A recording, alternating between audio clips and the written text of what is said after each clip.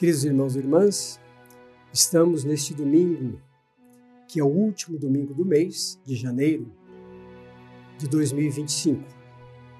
Vamos ouvir o Evangelho de São Lucas, no capítulo 1, versículos de 1 a 4, e no capítulo 4, versículos de 14 a 21. Ouçamos com atenção. Muitos já tentaram compor um relato coordenado dos fatos ocorridos entre nós, como nos transmitiram os que foram testemunhas oculares desde o princípio e se tornaram ministros da palavra. Assim, decidi também eu, caríssimo Teófilo, depois de ter cuidadosamente investigado tudo desde o começo, pô-lo por escrito para ti, em boa ordem, para que conheças a solidez dos ensinamentos que recebeste.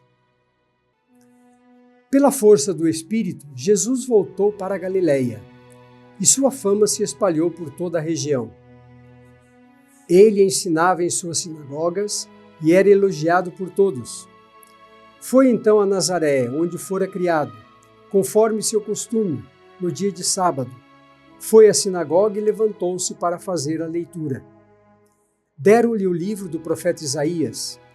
Abrindo o livro, encontrou o lugar onde está escrito: O Espírito do Senhor está sobre mim, pois ele me ungiu para anunciar o Evangelho aos pobres.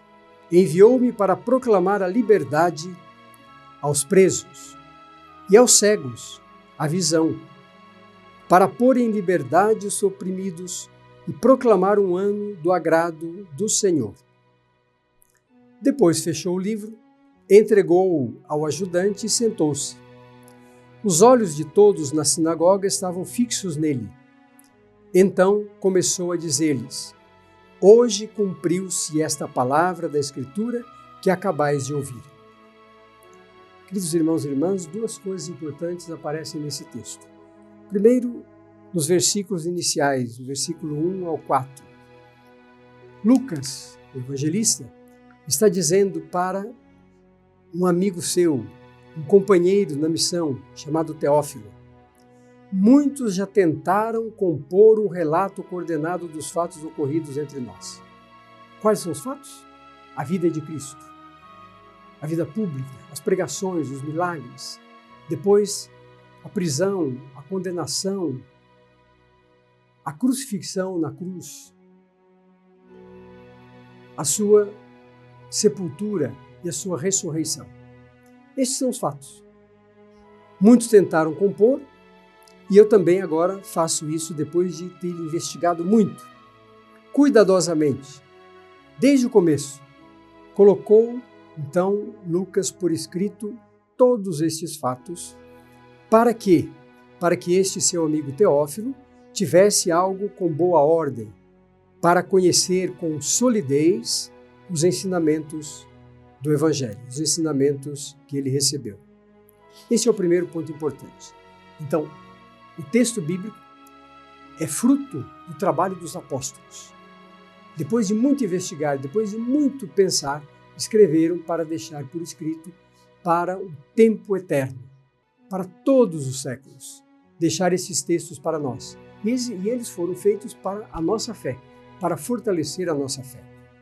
Por fim, o último trecho, quando fala de que Jesus, entrando numa sinagoga no sábado, em sua terra, leu um trecho do profeta Isaías que anunciava a vinda do Messias. E aqui, a vinda do Messias começa no versículo 18 a dizer assim: O Espírito do Senhor está sobre mim, pois ele me ungiu para anunciar o Evangelho aos pobres. E faz uma declinação de todas as práticas daquele que veio para anunciar a boa nova do reino. Proclamar a liberdade aos presos, dar visão aos cegos, liberdade aos oprimidos e proclamar um ano do agrado do Senhor, um ano da graça de Deus, um ano jubilar, poderíamos dizer. Este trecho que nós ouvimos do Evangelho de São Lucas nos fala então da pessoa de Jesus Cristo. Quem é Jesus Cristo? Aquele que veio da parte do Pai, o unigênito de Deus, o Verbo eterno. É Deus mesmo que veio até nós o Verbo se fez carne e habitou entre nós. Anunciou a esperança do povo de Deus desde séculos antigos, para aquele momento. E quando Jesus fala na sinagoga, nós utilizamos esse texto às vezes com relação ao nosso modo de ser cristãos. Mas aqui é Jesus que está falando como aquele que veio da parte de Deus. E por isso o último versículo que nós ouvimos é fundamental para a compreensão de todo o conjunto. Jesus diz, no último versículo, então começou a dizer-lhes, hoje cumpriu-se esta palavra da Escritura que acabais de ouvir. O que se cumpriu? Aquele que veio para anunciar a boa nova aos pobres, dar visão aos cegos, libertar os cativos, anunciar o ano da graça, estava ali falando com eles. Era ele mesmo. A esperança foi realizada. Não é mais para esperar nada em ninguém. Jesus Cristo é a realização da promessa do Pai.